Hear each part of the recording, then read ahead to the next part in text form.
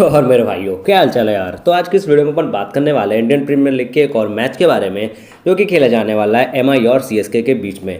यह मैच खेला जाने वाला है मुंबई के वानखेड़े स्टेडियम में। टूर्नामेंट स्टैट्स की बात की जाए तो पॉइंट टेबल सिनारियो में एमआई है 7वें स्थान पे और सीएसके है 3रे स्थान पे। आगे बढ़ते हैं और बात करते हैं recent matches on this venue के बारे में। तो भाई recent matches on this venue से अपने को यही पता करना है कि पेसर्स को कितने विकेट्स मिलते हैं, स्पिनर्स को कितने विकेट्स मिलते हैं और ओवरऑल यहाँ पे कितने रन्स बनते हैं। तो आओ यार देखते हैं फर्स्ट मैच में क्या हुआ था। तो भाई फर्स्ट मैच में पेसर्स को मिले थे 9 विकेट, वहीं स्पिनर्स की बात की जाए तो उन्हें मिलते हैं मात्र 2 विकेट।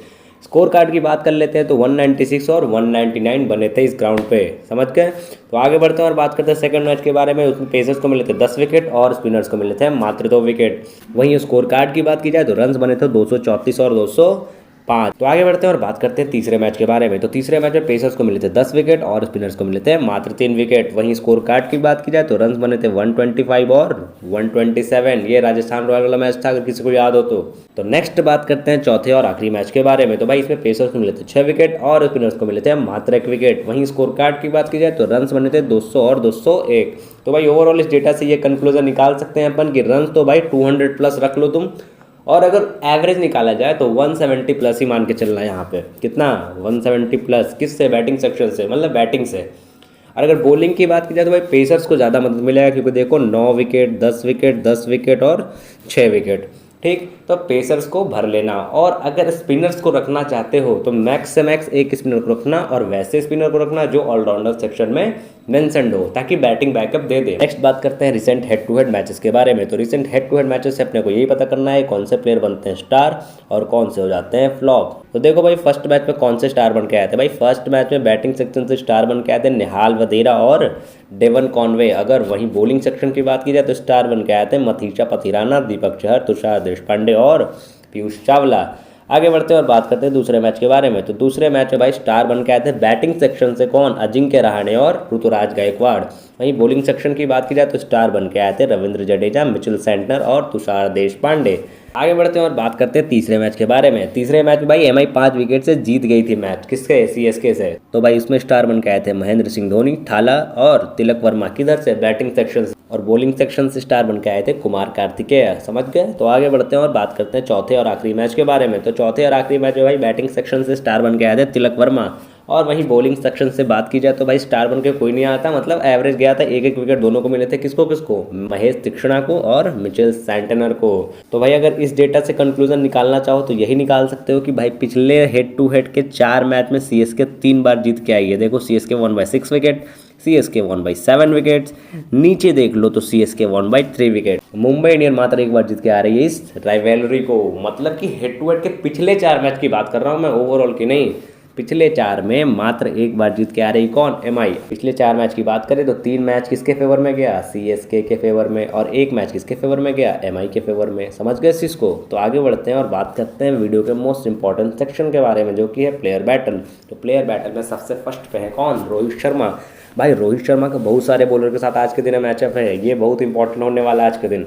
देखो किसके साथ है, पहले तो भाई सेंटनर के साथ जो कि है बेंच पे, तो इनको इग्नोर करके चलो, मतलब इस मैचअप को इग्नोर करके चलो।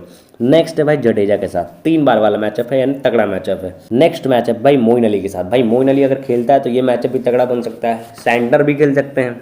बता दे रहा हूँ मैचअप, बाकी कौन खेलेगा नहीं खेलेगा तो टॉस के बाद तुम्हें पता चली जाएगा।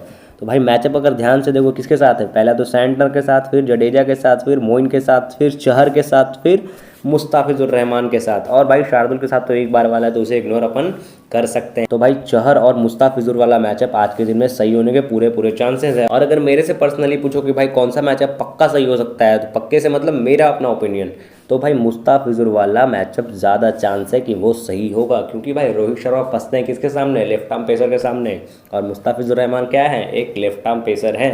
तो ये मैचअप तगड़ा आज के दिन में हो सकता है। कौन कौन, मुस्ताफिजुर रहमान वर्सेस रोहित शर्मा, समझ गए। तो नेक्स्ट है भाई ईशान किशन, इनका सीधा मैचअप बन रहा भाई मुकेश के साथ, और किसी के साथ कोई भी मैचअप नहीं है। तो अगर मुकेश खेलते हैं तो ये मैचअप तगड़ा हो सकता है, लेकिन फिलहाल के लिए लेके चलना है ईशान किशन को, क्योंकि कीपिंग बैकअप देंगे, ये इंपॉर्टेंट रहेगा इनके लिए, समझ गए इसको। बाकी किसी के साथ कोई मैचअप नहीं है, और मुकेश खेलेंगे या नहीं खेलेंगे तो तुम्हें टॉस के बाद पता चल जाएगा, लेकिन मैचअप अभी देख लो, बाद में टॉस हो जाए रिवाइज कर लेना वीडियो को, और फिर अपने से जो भी बनाना चाहो बना लेना, ठीक। नेक्स्ट बात करते हैं सूर्या कुमार यादव के बारे में। भाई इनका भी तगड़ा मैचअप बन रहा है, किसके साथ? सेंटनर और जडेजा के साथ। शार्दुल के साथ भी है, लेकिन भाई 2 बार का मैचअप है, फिलहाल के लिए बात नहीं करते उसके बारे में। बात करते हैं मोस्ट इंपॉर्टेंट मैचअप के बारे में, जो कि है जडेजा वर्सेस सूर्य कुमार यादव। तो भाई ये मैचअप आज के दिन में तुम्हें देखने को मिल सकता है, तो रेडी रहना इस चीज़ के लिए। नेक्स्ट है भाई तिलक वर्मा। भाई तिलक वर्मा किसी के साथ कोई भी मैचअप नहीं है, और ध्यान से देखो तो रोहित का मैचअप था, फिर सूर्या का भी मैचअप था। तो भाई अगर दोनों फ्लॉप होते हैं तो रोल में कौन आएगा? तिलक वर्मा। तो नेक्स्ट है भाई हार्दिक पांड्या। इनका मैचअप है भाई जडेजा और मुस्ताफिजुर रहमान के साथ, लेकिन भाई 2 बार का मैचअप यहाँ पे अपन इग्नोर कर सकते हैं। क्यों कर सकते हैं? क्योंकि भाई स्पिनिंग ट्रैक नहीं है, पेस का ट्रैक है, और जडेजा है स्पिनर। हाँ, मुस्ताफिजुर वाला मैचअप हो सकता है कि मे बी हो जाए, मतलब सही हो जाए, लेकिन इनका कम चांस है। किसका? जडेजा वर्सेस हार्दिक पांड्या का। समझ गए इस चीज़ को। लेकिन अगर तुम कहो कि भाई ऊपर तुमने बोला कि जडेजा इनको निपटा सकता है, किनको? सूर्य कुमार यादव को, तो भाई ये 4 बार का मैचअप है। और अगर स्ट्राइक रेट देख लो जडेजा के सामने, किसका? सूर्या का, तो भाई 62 बॉल में मात्र 48 रन। तो इस कारण से मैंने कहा कि ये मैचअप सही हो सकता है। लेकिन भाई नीचे वहीं हार्दिक पांड्या की बात की जाए तो मात्र 2 बार वाला मैचअप है, देखो 2 बार, और 16 बॉल में 18 रन। मान लो भाई 10-15 भी करके चला जाता है हार्दिक पांड्या और बॉलिंग बैकअप मिल जाएगा उससे, तो भाई रखने में क्या बुराई है। और मैंने स्टार्टिंग में ही बोला था कि एक स्पिनर को रखना, लेकिन वैसे स्पिनर को रखना जो बैटिंग बैकअप दे, जो ऑलराउंडर सेक्शन में मेंशन हो, और वो यही है भाई, कौन? जडेजा। या तो जडेजा को रख लो या फिर मोइन अली को रख लो, दोनों में से किसी एक को ट्राई कर सकते हो। लेकिन भाई अगर ध्यान से देखो तो मैचअप ज़्यादा जडेजा के साथ बन रहा है, तो जडेजा को ही ट्राई करना आज के दिन में। समझ गए। अगर ये मैचअप भाई चेन्नई में होता, चेपॉक स्टेडियम में अगर ये मैचअप हुआ रहता, तो भाई मैं सीधा जडेजा को सीवीसी करता है। लेकिन भाई फिलहाल के लिए ये है वानखेड़े, तो जडेजा को सीवीसी तो नहीं करेंगे, लेकिन ले के जरूर चलेंगे।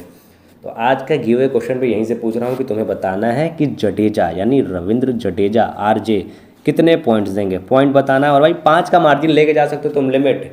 इसको अपने आप मान लेना कि भाई क्वेश्चन में है, अगर पॉइंट पूछा है मैंने तो 5 का लिमिट पे तुम डाल सकते हो। जरूरी नहीं कि मैं बोलूँ बार बार, अपने मन से 5 का लिमिट तुम डाल सकते हो। तो आज का सवाल तुम्हारा यही है गिव अवे का कि आरजे यानी रविंद्र जडेजा कितने पॉइंट्स देंगे। इस फॉर्मेट में लिखना। अगर किसी का इस फॉर्मेट से अलग रहा या भिन्न रहा तो वो भाई रिजेक्टेड है। समझ गया? मतलब वो रिजेक्टेड नहीं है, मतलब उसका आंसर रिजेक्टेड हो जाएगा। समझ गए इस चीज़ को। तो इस फॉर्मेट पर लिखना, और जिसको जो लगता है वो लिखना अपने मन से, लेकिन किस हिसाब से लिखना है? तुक्के में लिखना है नहीं। कल बताया था मैंने प्रोसेस किस हिसाब से आंसर दिया जाता है। तो अगर कल का वीडियो किसी ने नहीं देखा तो जाकर देखो और फिर आंसर करो आज के दिन पे आकर। समझ गए? आज नहीं बताऊंगा, टाइम वेस्ट हो जाएगा।